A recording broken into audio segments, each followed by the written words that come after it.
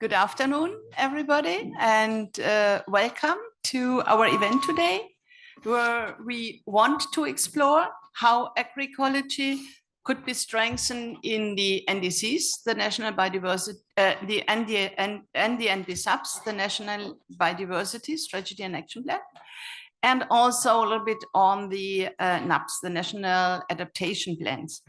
And also we will hear from our panelists more about how member states are going to finance the implementation of NDCs and NBSAPs.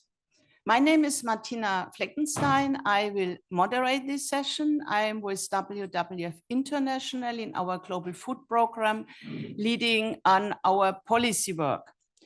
And the event today is co-organized by Biovision Foundation, the Agroecology Coalition, the Global Alliance for the Future of Food, and the South Asia Forum for Environment. Just a very short introduction. We're here at the climate conference, therefore the focus will be on the nationally determined contributions. And you all know that the member states have been asked to update or develop new NDCs for COP30, for Belém. And it's a very important moment, and it's an opportunity which we should not lose. And in particular, we want to see stronger NDCs, a stronger integration of agriculture and food system in the NDCs. And considering agroecology with the focus of this session today, WWF has done an assessment 2 years back where we want to see how agroecology is referenced in the existing NDCs. And unfortunately, of all the member states, only 15 member states are mentioning agroecology. And based on this, and I'm very happy that Biovision Foundation and the Agroecology Coalition are also joining this alliance really to strengthen agroecology in the new and updated NDCs. And just to mention WWF and partner, we have developed an interactive web-based tool. It's called NDC Food Forward. And there are also concrete policy measures how to integrate agroecology in the new and updated NDCs. And just one side remark, even we are here in the climate conference, looking at this year, we have also the biodiversity and the UNCCD, the land conference, and in particular for the global biodiversity conference and the global biodiversity framework, explicit in target 10, agroecology is mentioned as a biodiversity friendly practice. And Moritz will tell a little bit more about what we are going to do at the moment in this context and how also to integrate and to cross-reference agroecology in the 23 targets of the Global Biodiversity Framework. And before I give the floor on the video in a minute to Oliver, maybe one remark and one thinking. We as WWF see agroecology as the entry point and the pathway for the urgent required food system transformation, for the agriculture and the food system transformation. And to learn more about how agroecology is already recognized by more and more member states in national policies, and to hear more about the Agroecology Coalition, I would like to ask to broadcast the video. It's with Oliver Oliveros. He's the coordinator of the Agroecology Coalition. He is currently in Tanzania, yes, in Arusha, at a workshop also to strengthen national policies on agroecology. But he has produced a video, which we should see now. Okay, it works. Greetings to all of you attending this side event, both in person in Bonn and virtually in other parts of the world. There is currently an increasing interest in agroecology and its potential as pathway towards food systems transformation. It has grown tremendously over the last decade, encompassing the 2014 and 2018 FAO International Agroecology Symposia, and leading to the 2021 UN Food Systems Summit, which helped put at the global agenda the need for concerted action to rethink food systems are multiple policy spaces, including the CFS, high-level political forum, the UN Environment Assembly, etc., recognizing the critical role of food systems. Influential global reports have created spaces and frameworks which are necessary for agroecology to further spread. This includes IPES Food, IPBS reports, the team for Agriculture and Food, European Commission's report on soil health and food, IPCC reports, and the CBD's Global Biodiversity Framework, among others. They all mention and recognize the role of agroecology to accelerate the positive transformation of our food systems. Likewise, organizations and networks in support of this agenda, from local to global and everything in between, have flourished. And the very fact that agroecology is now being enshrined in national policies by governments, both in the North and in the South, and we have many of them, some of them are represented today, is a testament that the time for agroecology has arrived. We cannot be at a better moment than now. Meeting this year are the Conference of Parties of the 3 Rio Conventions. Climate change, biodiversity loss, and land degradation are closely interrelated. If global warming is not limited to 1.5, climate change will likely become the dominant cause of biodiversity loss in the coming decades. Land degradation typically results in biodiversity being lost and is a major contributor to climate change, among others through the release of soil carbon and nitrous oxide. Land degradation and the loss of intact ecosystem also change and disrupt rainfall patterns and exacerbate extreme weather like droughts or floods, thus amplifying the impacts of climate change. None of these global challenges can be effectively addressed in a siloed manner. We all know that. And this is where agroecology comes in. Anchored on a set of principles and elements, agroecology is a different paradigm. It is a science, a set of practices, and a movement rolled into one. It has evolved over the recent decades to expand in scope from a focus on fields and farms to encompass the entire food systems and production, from production to consumption. It is changing social relations. It is empowering farmers, adding value locally, and privileging short value chains that link consumers and producers. It builds on various sustainable innovations combined with traditional and farmer knowledge.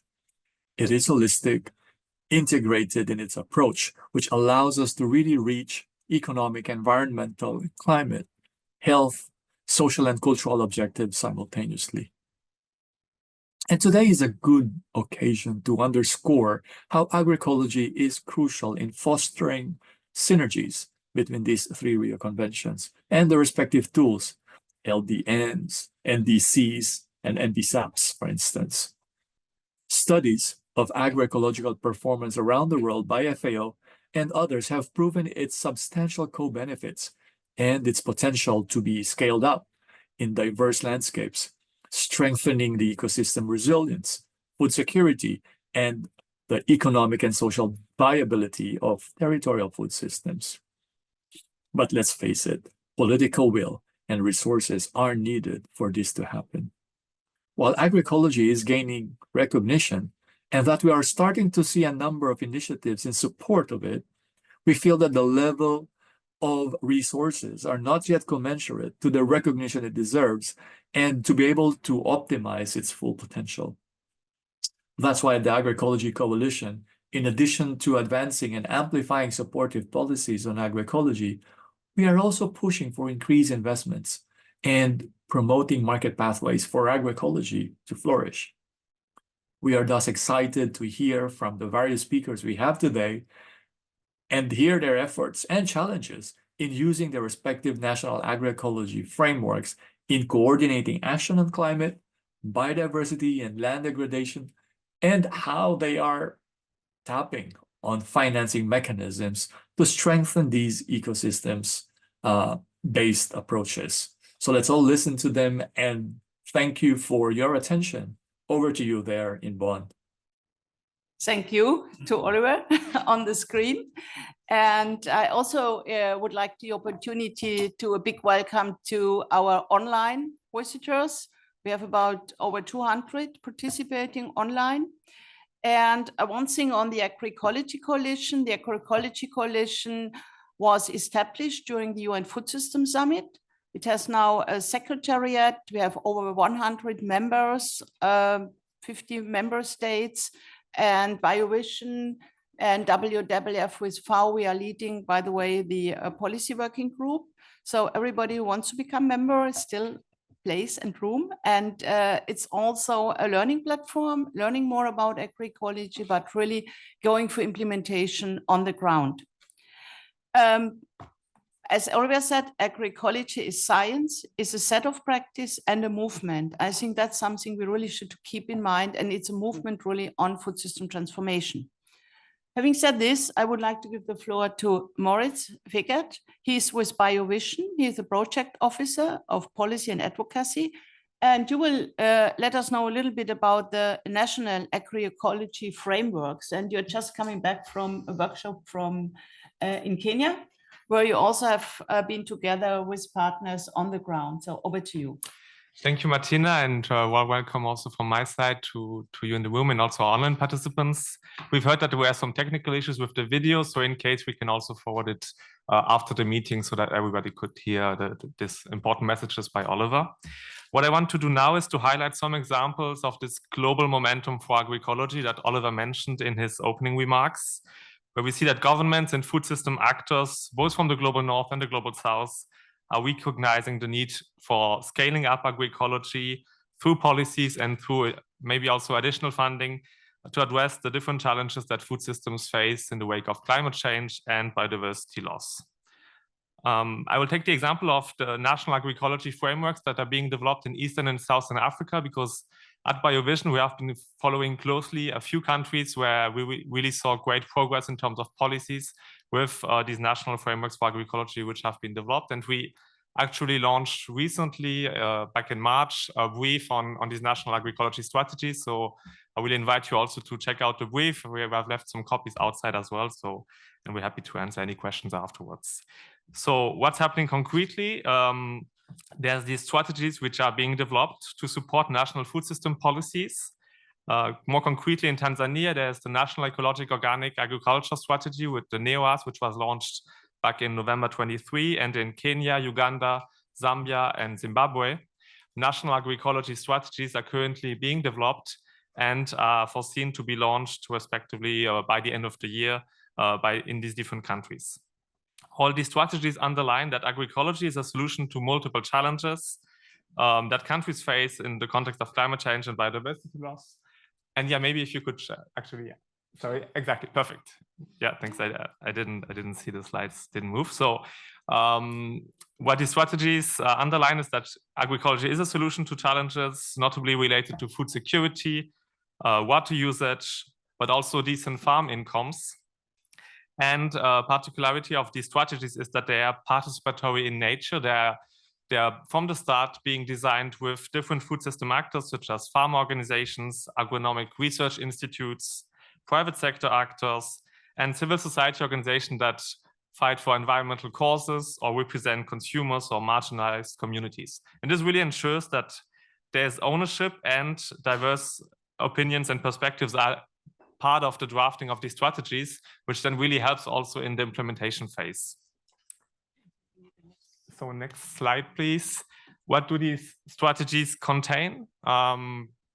They contain really specific interventions that respond to different objectives that countries are facing. And what we did at Biovision, based on the experience in these different countries, we follow closely and we support, is we came up with this 4x4 framework of strategic objectives, which define the action of governments in to scale up agroecology really at a food systems level. You can really see here that there's a systemic approach to the transformation of food system via agroecology. Of course, from a country by country perspective, you have national specificities, but this is a useful, we believe, a useful framework, a tool that governments and decision makers can use when they think about their action at the food system level. So we have 4 objectives, which are distributed along the food value chain. First one being the access to natural resources and the sustainable management of resources. Then really important as well, supporting farmers in their transition to agroecological practices. Third, the strengthening of fair supply chains. And then also the creation of strong markets for agroecological products and healthy diets. And then we have 4 cross-cutting objectives, which are activated or which are implemented along the within the entire food value chain, which is coherent governance and policies, important as well, flexible and adequate financing mechanisms, the capacity building of food system actors to agroecological practices, but also different other elements within the food system. And then last but not least, the social inclusion of women, youth, smallholder farmers, and other marginalized groups. And maybe just one example, there's many more in the brief, so I encourage you to check out the brief to see there's really a lot of examples of interventions in these different areas, different objectives. But one example is, for instance, to open up chemical fertilizer subsidy schemes to alternatives, for instance, such as bio inputs, so that farmers have an alternative in terms of inputs. And here there could be also really a great impact on climate mitigation objectives of countries. So this is already the end of my presentation because we don't have so much time, but maybe just the next slide, please. 3 takeaway messages for today, and then I'm happy also to give the floor to countries and actors really working on the ground and developing these initiatives and policies. So first message, agroecology and initiatives such as these national agroecology frameworks have really the potential to coordinate national action to fight, to deliver on the climate mitigation and adaptation objectives that countries have set for themselves by biodiversity, fight against biodiversity loss and against land degradation. And then second, these agroecology at large and these initiatives can support, can open up different funding opportunities for countries, as Martina also mentioned already. And then lastly, in this year and next year, which is really a crucial moment because countries are expected to update their national biodiversity strategies and action plans by COP16 in Cali. And for next year, as we all know, the national determined contributions have to be revised. NDC 3.0 are expected. So their agroecology and these national frameworks can catalyze national action to deliver on the different engagements that countries have been taking in the 3 Rio convention spaces. And with this, I'm happy to give the floor back to Martina and then also to our speakers to hear more from the countries. Thank you. Thanks, Moritz, and thanks for your presentation. And what I really like, and it's a little bit because in my back, is that agroecology, and you pointed out very well, it's not only the production on the ground, but it's also considering the supply chain and the consumption. So it's really the whole food system. And that's something which has to get in our thinking more and more, yeah, because very often agroecology is seen just on the production side. But what we need is this transformative process which goes from the production on the supply chain to the consumption. And we will discuss this a little bit more with my panel. And I would like to ask the panelists to come to the stage. And we have 3 people in the room and we will have 2 people online. So first of all, I would like to ask Saskia Sanders. She is the policy advisor for sustainable food system from the Federal Office for Agriculture in Switzerland. And there should be a slide with the panelists. It's there. Okay, sorry, this side. And you're also involved in the climate negotiations. So therefore, it would be really interesting to see and to listen later on about how you are considering the integration of agroecology in the overall negotiation. And I know it's a tough thing. My second speaker is from the German ministry, the Federal Ministry of Economic Cooperation and Development from Germany, Alexander Lingenthal, and you are also responsible for the thematic areas of agroecology, organic farming, and fertilizer. And it's also great that Germany joined the Agroecology Coalition. So I'm from Germany. I'm very happy to see this. Make your choice, yeah, maybe here. My third speaker here in the room is Jenna Testal. She's the director of YPAD. YPAD is the Young Professionals for Agricultural Development, and she's also board member of FAST, the Food and Agriculture for a Sustainable Transformation Partnership, which was established at the COP27 in Sharm el-Sheikh. So, and now I really have, I don't see my online speaker. I have now a little bit of technical glitch. So I don't know, should I see them on the screen here? I asked my technical person in back. We have two online speakers, one from panelists, one from Brazil and one from Costa Rica. Okay. So my problem is that they are in the back. So at least I start to introduce, and maybe it's a possibility to put them on the screen here so that I at least see my speaker, my panelists. So first of all, I want to introduce Andre Moreira Bordinho. He is from Brazil, from the Department of Innovation for Family Production and Agroecological Transition of the Ministry for Agrarian Development and Family Agriculture. Andre, could you hear us? I can hear you perfectly fine. Okay, perfect, perfect. Maybe you, I don't know if you see me, maybe you see me from the back. I can't see you, I can only hear you. Okay, perfect. And I also want to introduce Roberto Azofaifa. He's the Chief Agro-Environmental Production from the Chief Agro-Environmental Production Department from the Ministry of Agriculture and Livestock in Costa Rica. Roberto? Thank you. Oh, yeah, good. Thank you, Martina. It's a pleasure to be with you. Okay, so, okay, I don't see you, but it's okay. I manage this. We wanted to start with the first round of questions. We will all get the same question, and I start with Roberto. And I want to have a very short answer. The question is, you just have to complete the sentence. In my country, the most impactful way to support climate change mitigation and adaptation through agroecology is, and now it's over to you to complete this sentence, Roberto.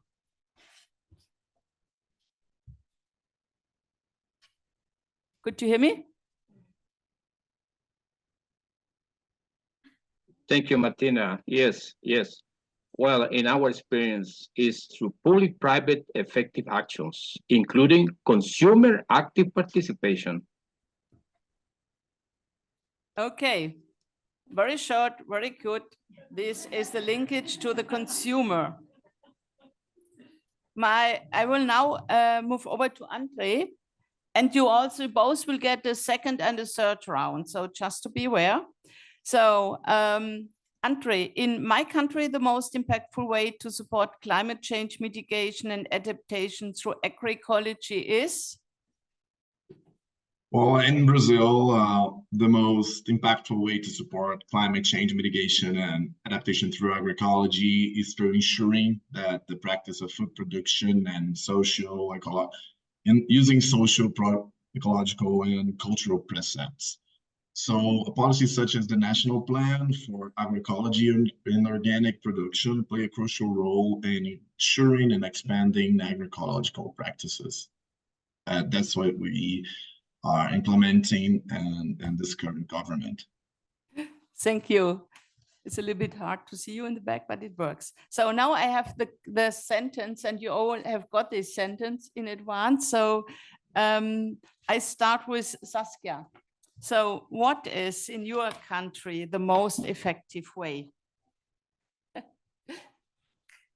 It's through establishing stronger links between sustainable production and consumption, building regional and local supply chains, and fostering a consumer behavior that takes into account the planetary boundaries. Jenna. Thank you so much. I must say I come from the United States, but my organization is global, but I would say in the United States and in many countries, we need systems that don't promote perverse subsidies. These are actively keeping young people out of food systems, whether that's from education to access to resources, to access to networks, to even being in the policy spaces.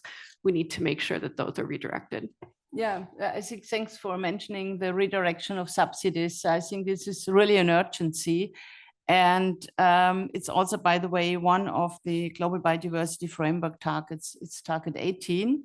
And there's a lot of room to engage and for improvement on that. And finally, coming to Alexander, just to complete the sentence. Yes, maybe from my side, because I represent the German Development Ministry.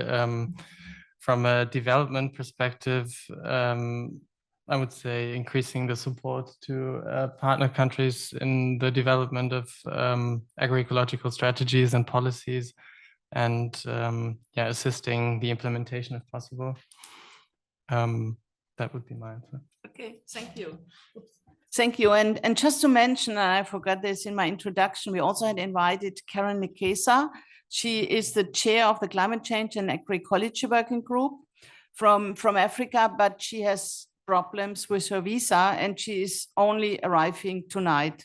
So we should give the best regards. She would love to be here, but sometimes there are visa glitches and she didn't manage to be here right in time.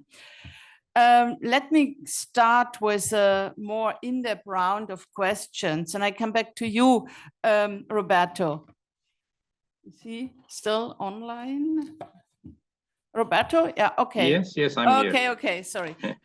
My question is, and Costa Rica is always a little bit one of these countries who are more steps ahead than others. So could you tell us a little bit how agroecology support Costa Rica's climate change mitigation and adaptation objectives?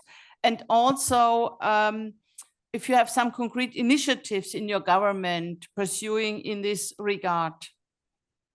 And now we have more time than just 30 seconds. Okay.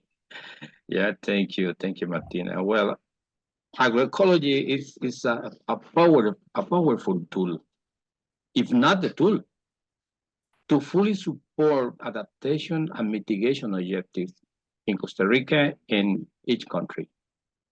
So, through actions on the basis of the 13 principles according to the high-level panel of experts on food security and nutrition, it is totally possible to reduce greenhouse gas emissions, build solutions, nature-based solutions for development on sustainable production and consumption systems, as well as resilient communities with the capacity for adaptation to climate change and emission reduction. As in Costa Rica, in other countries, it is possible to document excellent experiences that demonstrate how, through the principles of agroecology, production systems, and carbon neutral communities are resilient and adapted to climate change and its effects. To achieve this, are required robust efforts supported by demonstrative experiences in which private and public resources converge, as well as contributions from the consumer sector and production sector of goods and services. This is, in my experience, the lessons and the kind of ideas I can share in order to respond this question. Thank you.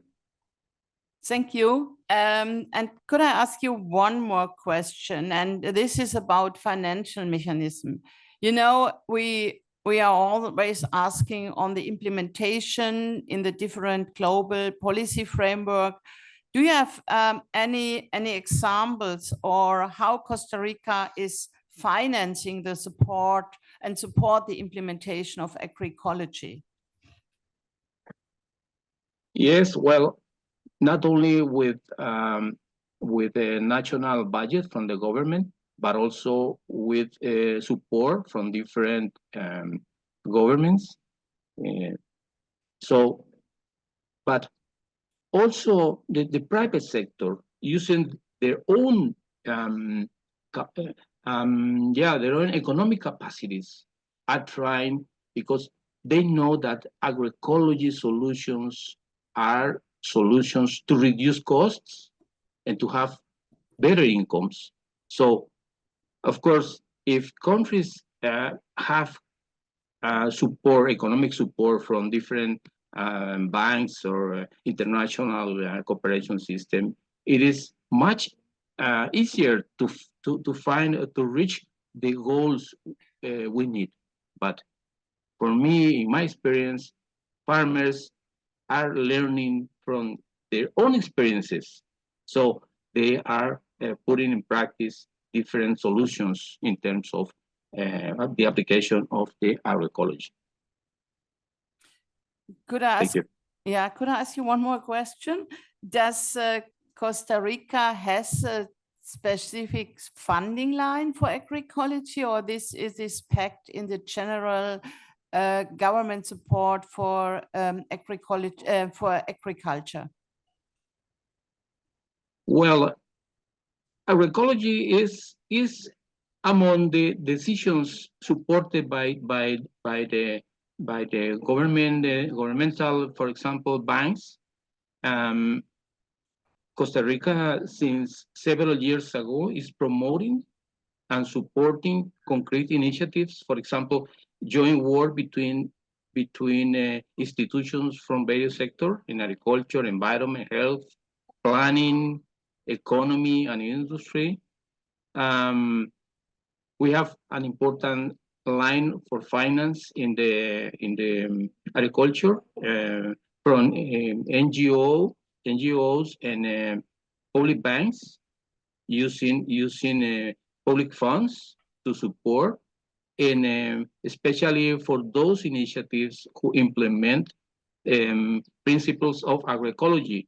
Even though if you see all the documents, you perhaps you don't find the word agroecology, but it's totally implicit in the decisions, because for us, the sustainability in food systems, not only in the field but also in the other part of the chains, is very important, and the government is supporting in order to have sustainable food systems. Thank you. And we will have a third round, so I will come back. But I think what is important really to point out that agroecology in your country is something which is cross-government and cross ministries. And I think that's really something we need to strengthen more and more at national level.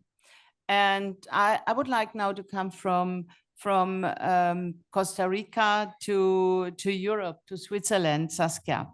I think for Switzerland, agroecology plays a very important role, and it would be great to hear a little bit from you about the agroecology initiatives in Switzerland and also how you are funding this. So over to you.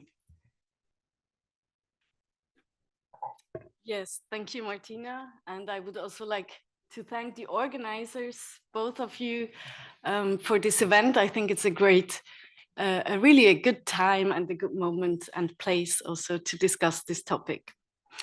Switzerland is an active member of the Agroecology Coalition. Oliver Oliveros, in his introductory video, already presented some of the main pillars of the coalition. The main goal really is to support food systems transformation through agroecology and the implementation of country pathways. And it's also great to see that many of the panelists online and in person today represent members of the Agroecology Coalition. I would also like to share that in January this year, my colleague Madeleine Kaufmann, who also works at the Federal Office for Agriculture in Switzerland, was elected as a co-chair of the Agroecology Coalition, together with Monica Yatur from Indigenous Women and Girls Initiative. Co-creation and mutual learning among the coalition members is key. The coalition organizes regular exchanges among for example, the European countries in the coalition to discuss design and implementation of agroecological policies. This is very valuable to us.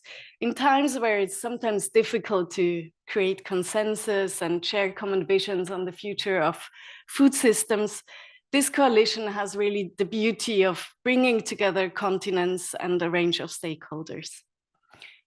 The coalition is co-funded through various contributions from member states and foundations, and Switzerland will continue to support the coalition financially over the next 4 years. At the national level, our most important initiative is currently the development of the agricultural policy beyond 2030. The government released a report on the future orientation of Switzerland's agricultural policy. And the biggest adjustment is that Swiss agricultural policy will evolve into a food system policy, taking up central elements of the agroecological approach, which really is a systemic and integrated food systems lens. The report proposes measures along the entire value chain and also beyond. Let me highlight just 4 examples. First, it proposes voluntary agreements with retailers to promote sustainable production and consumption. It also promotes strengthening social security protection for family members working on farms, especially women. And third, the notification requirements for fertilizers, concentrated feed, and plant protection products that increase transparency in the use of environmentally relevant additives. And fourth, initial considerations are being made for the development of sustainability labeling for food products. I would also like to highlight that this report, which builds the strategic guidelines for the development of the future agricultural policy, was developed through an intensive co-creation process. This is also a key element of the agroecological approach. Main actors of the Swiss agricultural food systems came together. This involved farmers' organizations, food processing actors from research, and also civil society. This shows that agroecological principles and elements can provide an enabling framework for implementation to really happen in a systemic way. And maybe to conclude with this question, I think agroecology offers a compass for food systems transformation for this whole journey. If we can make it tangible what agroecology is, and if we can show the implementation of agroecological principles and how it looks like on a farm, in a company. And last but not least, yes, if finance and investment in agroecology is boosted. Thanks a lot, Saskia. And I think I have to emphasize, I'm always impressed about the process, how Switzerland has really developed this food system policy. And like you mentioned, in a co-creation process, and we have a little bit follow up on this as WWF, it was really a multi-stakeholder process. And it should really be an example for other member states to follow up this process, because it's a very strong food system policy, which is really integrating, like you mentioned, from the production, but also looking at the consumption, looking at the retailer, and also the labeling topic. So thanks a lot, always good. And we will follow up how the implementation is going to work. And as you mentioned, that agroecology is the enabling framework, yeah, because it's really considering the whole system. From Switzerland now, coming to Germany, you recently joined the Agroecology Coalition, Alexander. The BMZ joined the Agroecology Coalition. I would be interested, and I'm based in Germany, in Berlin, to which extent agroecology is already integrated in national policies, And also, if you could have some few good examples how the government is supporting agroecology, considering the BMZ in particular in the international context. Yes, thank you. Maybe it makes sense to explain a little initially that I'm also a government representative like Saskia, but I'm, I work for the Development Ministry, and we've joined together with the German Agricultural Ministry, the coalition. So I won't be able to go in all the details of the national strategy, but I can give an example. The recently adopted strategy on organic farming of the German Ministry of Agriculture, which has the objective to increase the organic farmed agricultural land in Germany to 30% by 2030, and which also includes agroecological practices and approaches in different measures. So this would be briefly the national example, and maybe then going over to the BMZ and my ministry also to say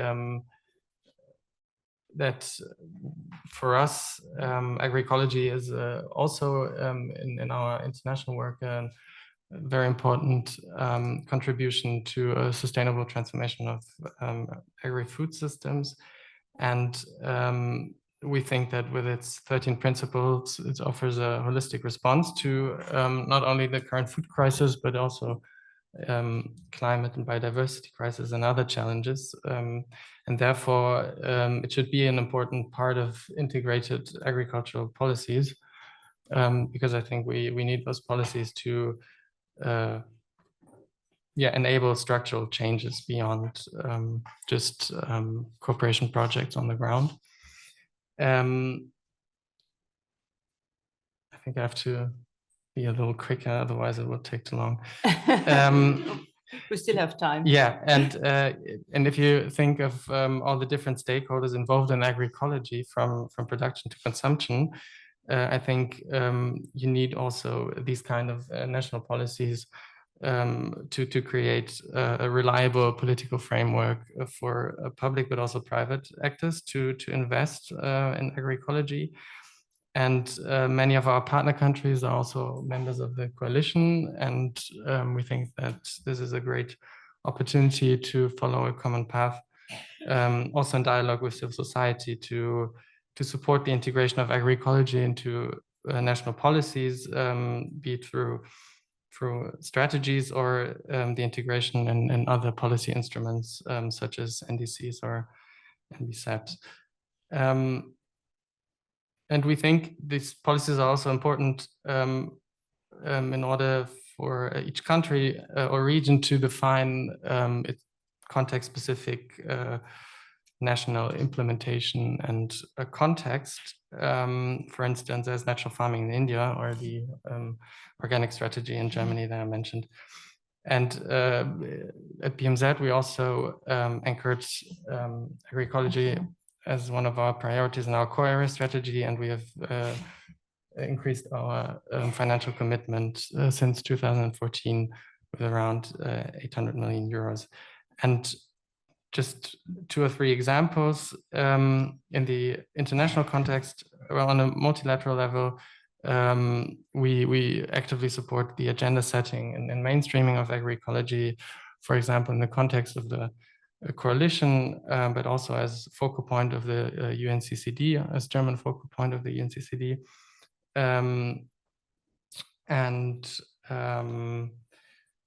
a bilateral level, we have the Indo-German Lighthouse Initiative on agroecology with a total of or up to 300 million euro financial and technical cooperation. And this is a very good example of a partner-driven initiative because it bases on Indian strategies and programs on natural farming. And we also have bilaterally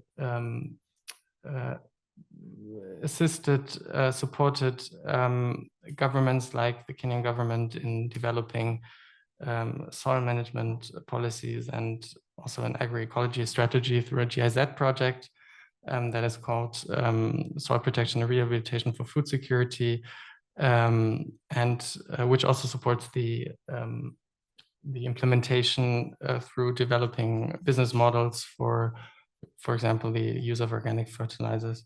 And maybe lastly, I also want to mention the Knowledge Centers for Organic Agriculture and Agroecology, which is also a global project implemented by GIZ, because we know agroecology is very knowledge intensive, and this project aims at all the farmers and other actors of the agricultural value chain and helps them in the transition from conventional to organic or agroecological farming, and bridges the knowledge gaps that these people have.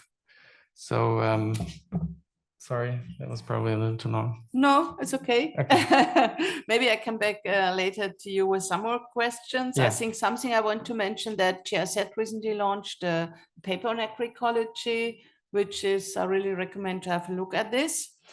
And we have heard now from member states. And I'm very happy to have Jenna here with us, because you're representing young professionals.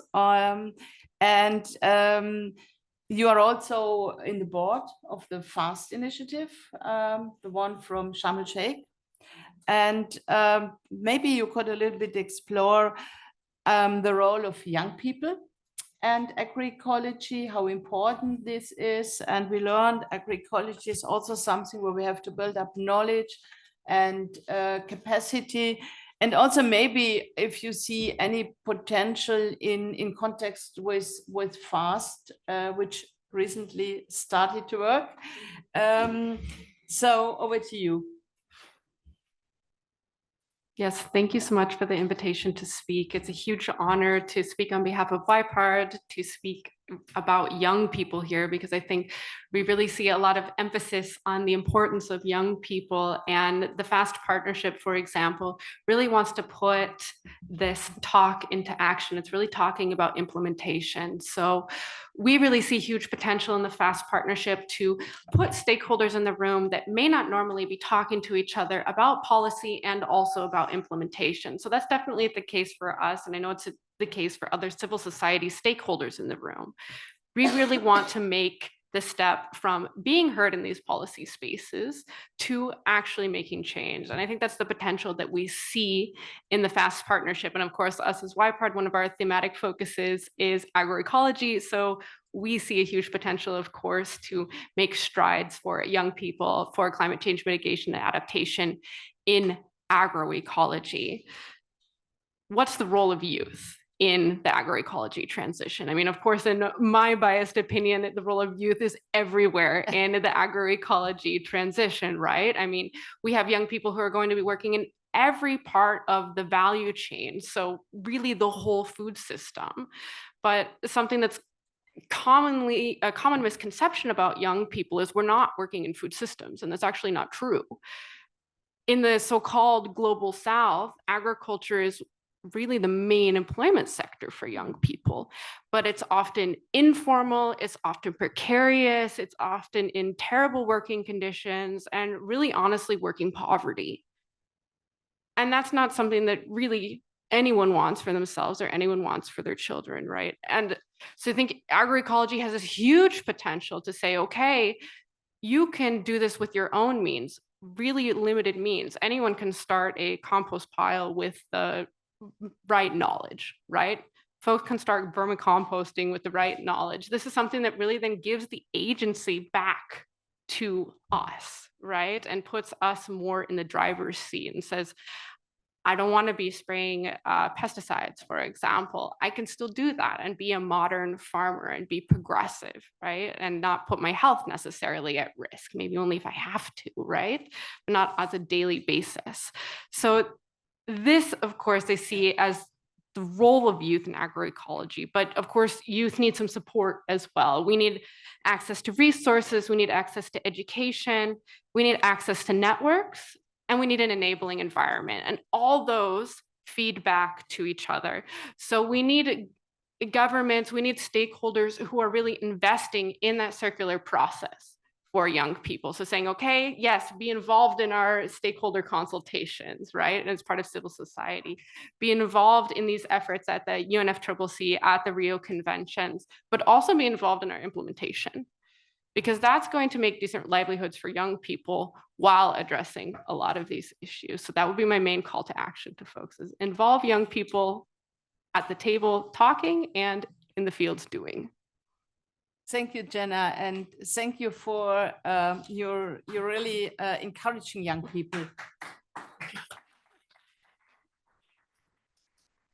Also to stay as farmers, yeah, because in Europe we have the problem where a lot of young people don't want to become a farmer, and as you mentioned, sometimes it's really to help to access to education, yeah. It's finance, but it's also the enabling conditions you mentioned. So thank you, and thank you for strengthening young people. And also I will come back with maybe another question later on. But now we have heard from Costa Rica, from European countries, from Jenna. And now we want to go back to Latin America and to Brazil. Andre, I hope you're still online. I don't see this, but I hope so. I'm still here. Oh, you're still in. And we also have some, I know that you have some PowerPoint slides, and I hope that it's worked. And we call this event On the Road to Belém. So looking for COP30. We really want a little bit to hear from you. What is the potential do you see for the discussion on sustainable food systems, and in particular in agroecology, in context with climate mitigation and adaptation? And also if you see, or how could Brazil, but also the other member states, support the integration of agroecology in the NDCs. So over to you, and I hope you will see the PowerPoint now. Good. Okay. Thank you again, Martina. Thank you for having me in the event. I am, well, it is evident that we need substantial changes in the way we produce, consume, and distribute food to reduce greenhouse gas emissions, and keep our ecosystems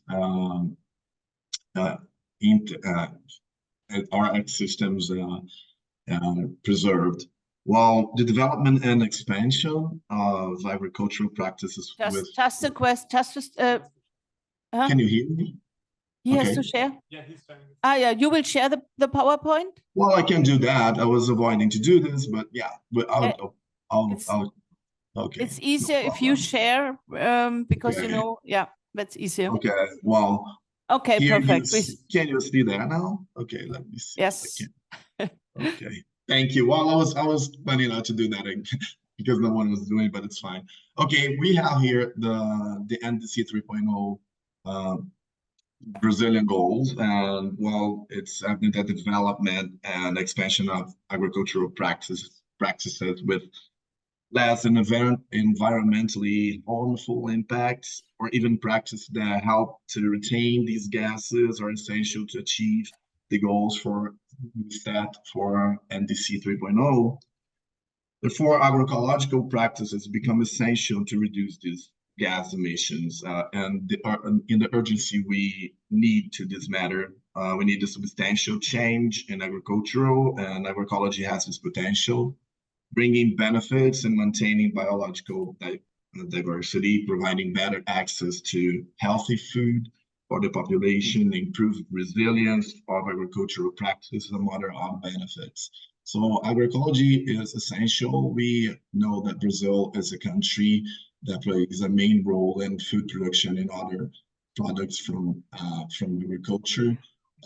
We are making an effort in our ministry to put agroecology and the role it deserves to be in this agenda, and the way it can provide a more ecosystem friendly or ecosystem or pro preservation and conservation of ecosystems that it's very important for the world. So that's the effort we're doing, and well, it unfolds in a series of programs that I am willing to share later. The second question you have to me, I guess. You just continue, and maybe you could Okay, go good. on full screen. All right, I'm sorry for the mouse. I'm sorry about that. Okay, thanks. Good. Well, the global goal on adaptation and on adaptation explicitly mentions food system. So Brazil has several policies aimed at sustainable and climate resilient agricultural production. These policies consider the need to expand access to the products, seeking to ensure that population in their territories have fair conditions to maintain their livelihoods with dignity. There is a national policy for agroecology and organic production that guides its actions through a national plan for agroecology and organic production. This plan unfolds into a series of programs that address multiple fields of action. The construction of these policies involves various ministries, 14 ministries in the current plan we're building. Civil society is involved in these actions through the National Commission on Agroecology and Organic Production, which strongly acts in the development, management, and evaluation of the initiatives and actions. Agroecology policies fit into a national plan for climate change and the Zero Hunger program. Other programs are included in the National Plan for Agroecology and Organic Production, such as Food in Schools National Program, Food Acquisition Program, Technical Assistance and Rural Extension National Program, Productive Farming, Fruit Farming Program, Research Innovation for Family Farming National Program, Bioinputs National Program, National Program of Native and Creole Seeds and Seedlings for Family Farming, and other programs. Well, in the sense, the Ministry of Rural Development and Family Farming has made efforts to agroecology and organic production to have a preeminence in the transformation processes of food systems and in the Brazilian territory. Well, I don't know if that's the time, I couldn't see, but can I go to the next question? I couldn't hear that. Martina, can you hear me? Yeah, we could hear you very well. So Okay, you could good. go to the third question. I thought your presentation is so good that it's not required for me to ask the question. Okay, no problem. Yeah. Well, the third question you guys gave to me was, what opportunities do you see in Brazil for funding agroecology through the climate change and other Rio conventions? Well, the state mechanisms for investing in agroecological practices in the territories are diverse and connect with the previously mentioned programs.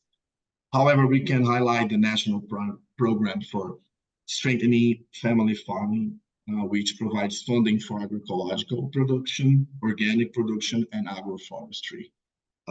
After that, it will be launched again, the Eco Forte program, that's to strengthen agroecology networks. That's a very successful program we ran in other governments, and we are building and launching probably this month. There's also the program 10 from the National Fund for Scientific and Technological Development for the adaptation to semi-arid regions and combating desertification using social technologies. It's one of the aims from Rio conventions. There is also, the last one is remarked in red because it's the regulatory framework for civil society organization of this ministry. It also represents an important opportunity for government and other institutions to make investments in initiatives to promote agroecology here in Brazil. So Brazil is a big country, and we have several ministries, not only the ministry that I'm involved in, working for them. There are other ministries that has to be involved because this is a task that is very huge to have a real impact in food systems transformation and agroecological transition. So while it's not an easy task, but we are making a strong effort to implement initiatives. Thank you. I'll stop sharing now. Thank you, and thanks also for your presentation, which shows, I think, very good to visualize how agroecology is already integrated in the Brazilian policies, especially on this national plan for agroecology and organic production. And I'm always impressed also to see that it is connected to funding and to financing the implementation of this work. And we're really looking forward between now and BELEM next year. And also it would be good to get your support to really integrate agroecology in the Brazilian updated or new NDCs. I would now like to give the floor for 1 or 2 questions from the people in the room here. And then we will end up with a final round to our panelists and the speaker online. So any questions here in the room to one of the panelists or? Yep. Yeah. Okay, 1, 2, and maybe please introduce yourself. We have 2 questions and when, yeah. Thank you. David Gary from World Animal Protection. I'd be interested to hear from the panelists about how you intend to include agroecology into your nationally determined contributions, which are, already being prepared by many countries. Thank you so much. Okay, and maybe we collect 1 or 2 or 3 questions and then we move over to the panelists. Yeah. Hello, I'm Hanna Balieiro from Mapinguari Institute. I'm also from Belém. And I'd like to hear from André the ways of implementation on the territories about the National Plan of Agroecology, because we've got an experience in the state of Amapá that the plan of agroecology in the level of state was not implemented. So we in the Mapinguari Institute did a campaign with the local farmers to catalyze the approval of this policy in the level of state with our governor. So we need to look at different levels on the states, for example, so we can implement locally and how we finance these actions also. Thank you. There is one more, and then I would move on to the panelists.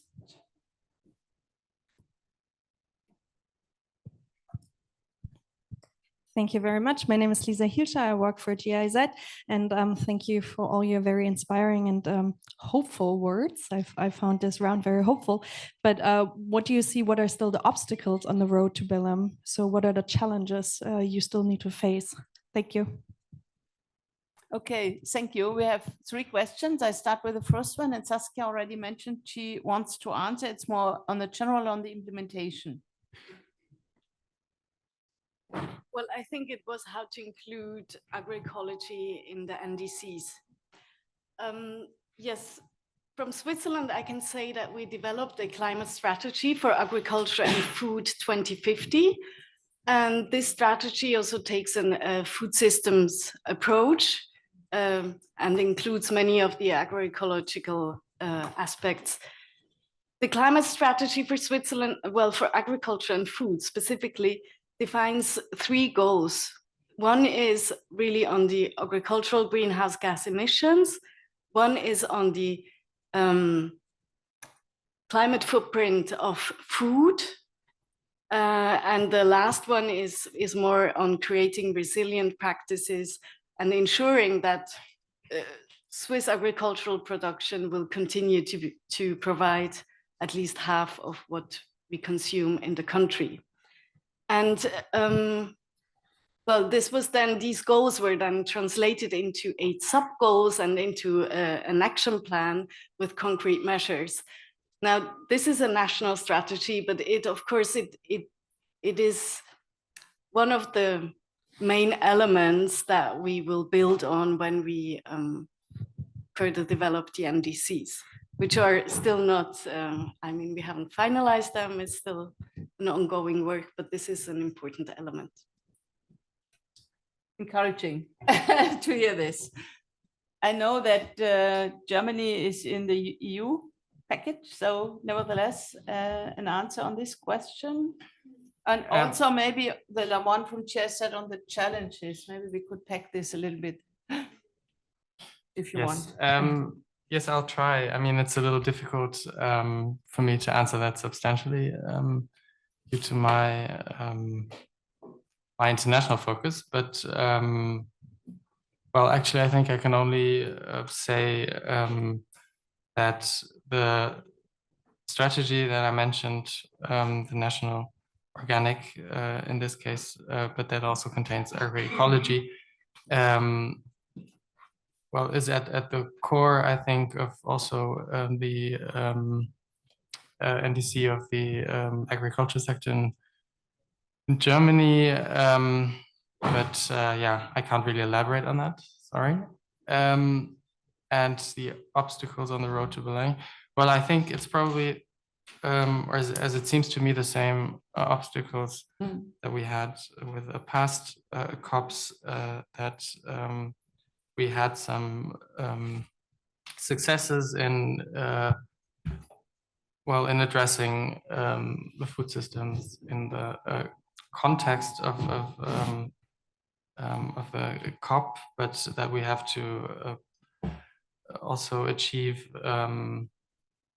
that agroecology and other approaches to sustainable transformation of the agriculture and food systems are part of the actual documents in the end.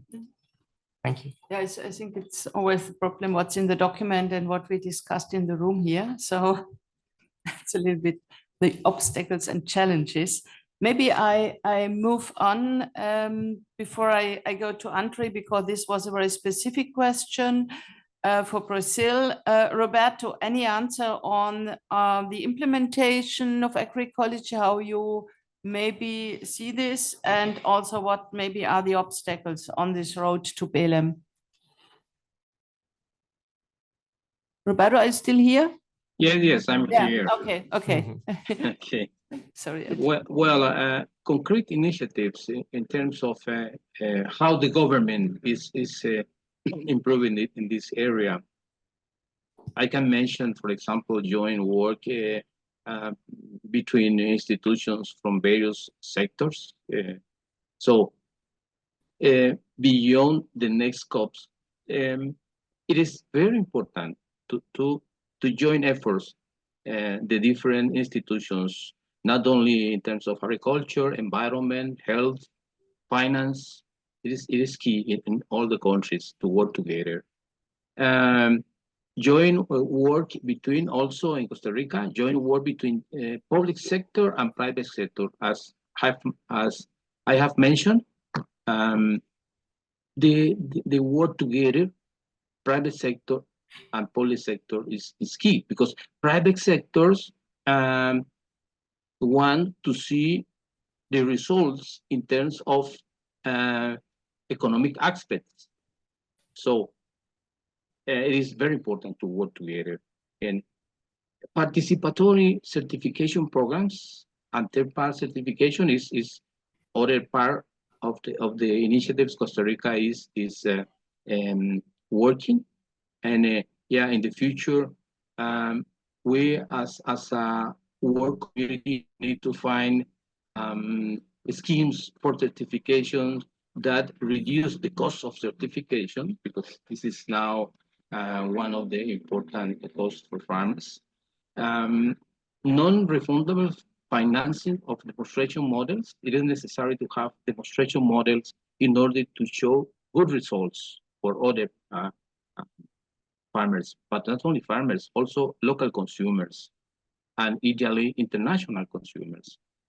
Initiatives regarding sustainable tourism and sustainable production and consumption in the countries where tourism is an important part of the economy. So it's necessary to try to to join efforts in terms of sustainable agriculture and sustainable tourism, like, for example, in the case of Costa Rica, we are working on. Okay, yeah. So, Okay. yeah, I like the linkage also between tourism and agriculture and sustainable produced products. I think that could be, especially for Costa Rica, an important entry point. Now, Andre, to you, this was a very specific question on how the implementation at state level is going on. Maybe a short answer on this. Well, it was questioned how we failed into implementation, if I got it right. So while the last plan, the second version of it, it was running from 1916 to 1969, but in 1916 we have a change of government, and we have had several problems because in that former government, all the processes of monitoring and the remaining of commissions and the monitoring of initiatives, and also the budget was compromised. We are now in the process of rebuilding the National Committee for Agroecology and organic production. While we're not rebuilding, this commission is actively working and rebuild the plan and make initiatives for the implementation of the national policy. So this is a task that we're doing since last year with this new government. So probably there are several policies that were supposed to be implemented and was not implemented and was not monitored for how it might work. So yeah, and that's what at the moment I can answer. That's probably what happened, because we are now building the third version of the plan. We are probably we're launching this month in June probably. So I don't know if that answered the question properly. Thank you. I hope it answered your question. She's nodding. Okay, so we are more or less at the end of this discussion.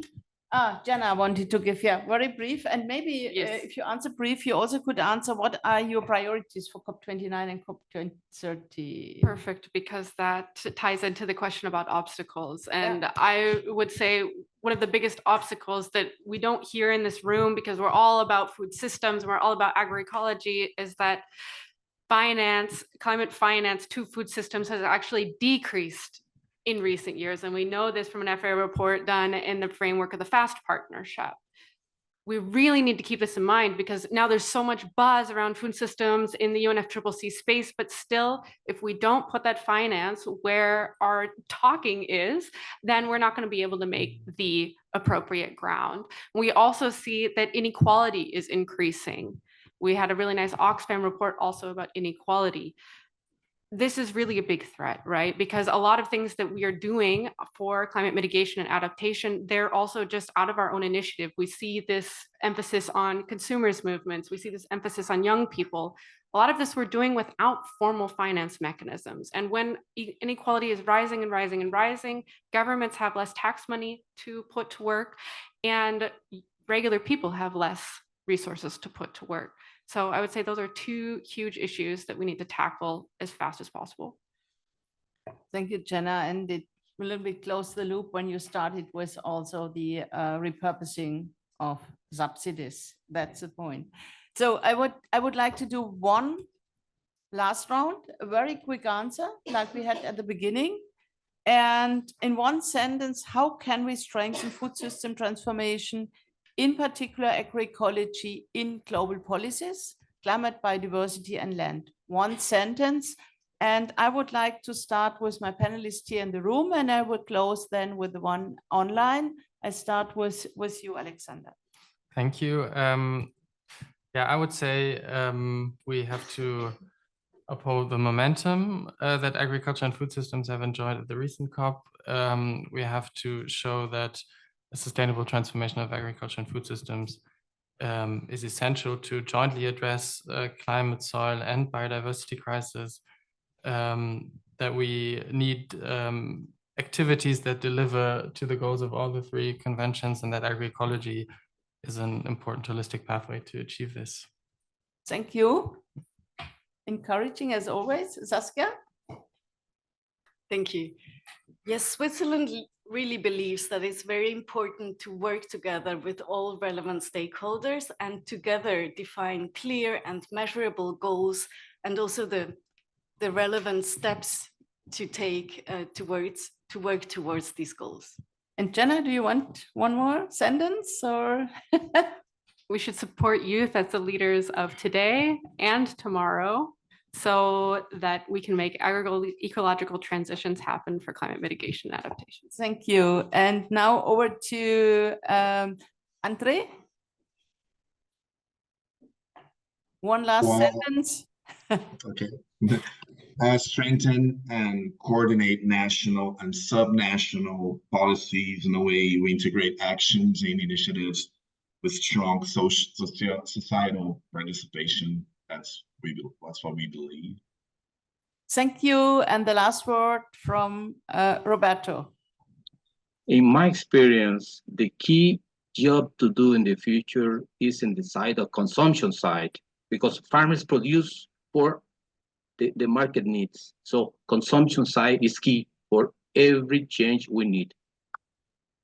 Thank you. So we are at the end of this session, and maybe two final thoughts. I think you or some of you will be in the negotiations, and it would be great if you could strengthen agroecology approaches. And the second thing is nothing will happen. Implementation will happen only if there is enough finance. And I think that's the second thing we have to discuss. We have to increase climate finance for the agriculture and food sector. And this also includes the whole repurposing agenda, but it also includes an increase of governments from the north to the south to really have implementation on the ground.